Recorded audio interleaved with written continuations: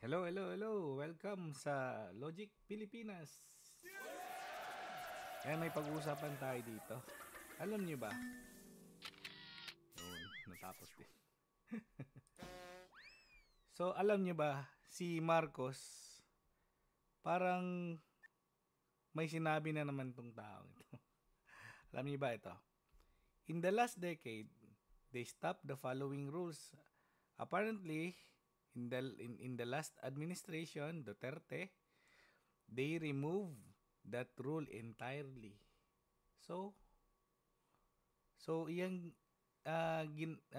tinutukoy niya si Duterte pa yung may kasalanan. Tsaka may nakita akong post na sinabi niya para daw kaya tinanggal para daw mas mapadali yung pagkokorap. Grabe. Big word talaga.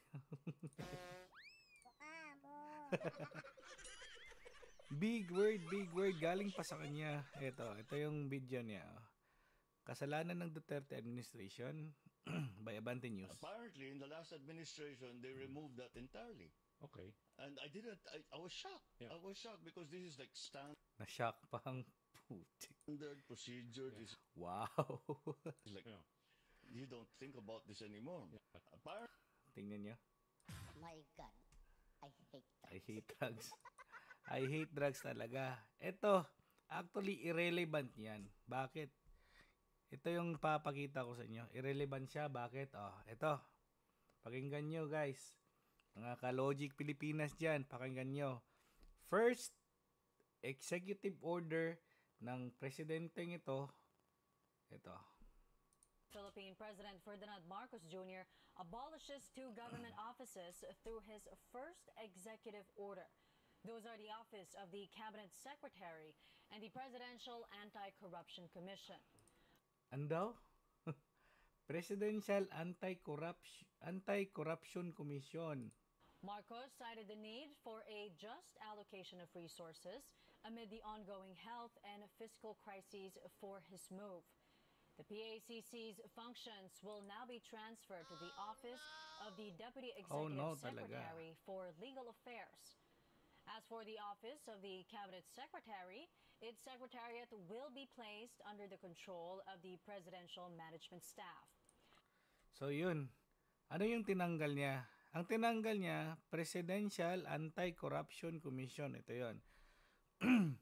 So, PACC was created under Executive Order number 43 by former President Rodrigo Duterte, October 4, 2017. Its primary purpose was to assist the President in investigating and addressing administrative cases involving graft and corruption among presidential appointees and other public officials. Inabolish niya yan. Siya mismo yung nag-abolish niyan na ang purpose nito magbantay. Yung komisyon na to magbantay sa mga corrupt na official. Tinanggal niya. Anong ibig sabihin nun? My God, I hate drugs talaga.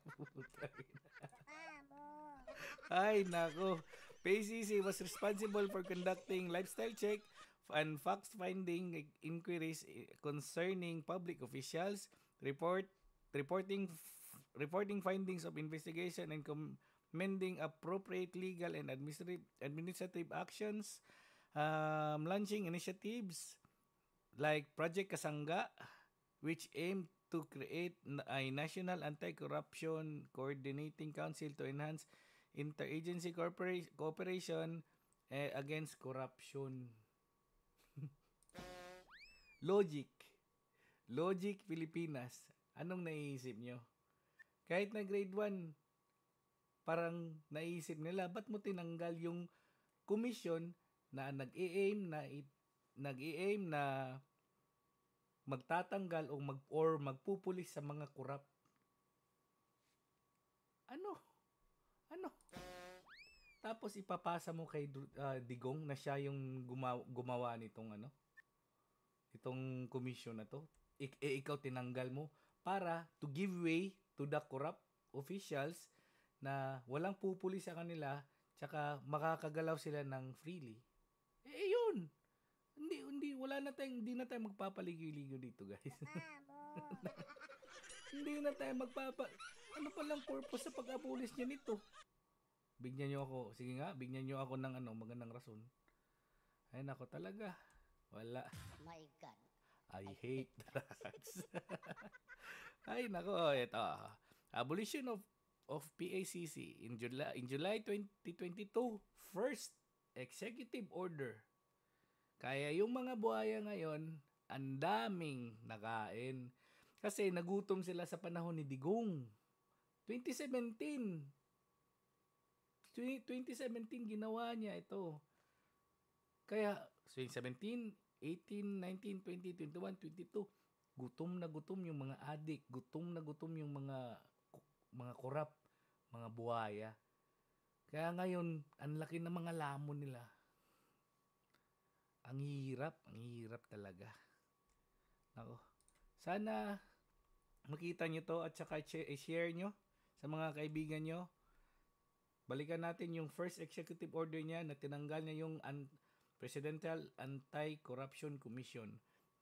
Na sana, kung hindi niya tinanggal to, simulat sa pool na nakita sana yung mga corruption dyan kasi may nagpupulis. Yung commission na to is, parang yan lang talaga yung trabaho niya. Na magpupulis siya, may mga may mga ginagawa silang sikreto na hindi datin dapat i-divulge o ano ba, pero yun, logikan lang natin, simple lang, anong purpose nun? Sagot nga, pakisagot na lang sa comment section, guys. So yun lang po, welcome sa Logic Manas, Pilipinas pala.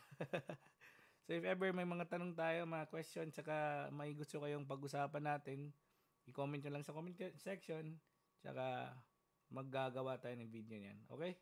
Thank you guys. Thank you for your support, and God bless us all. God bless the Philippines. Duterte.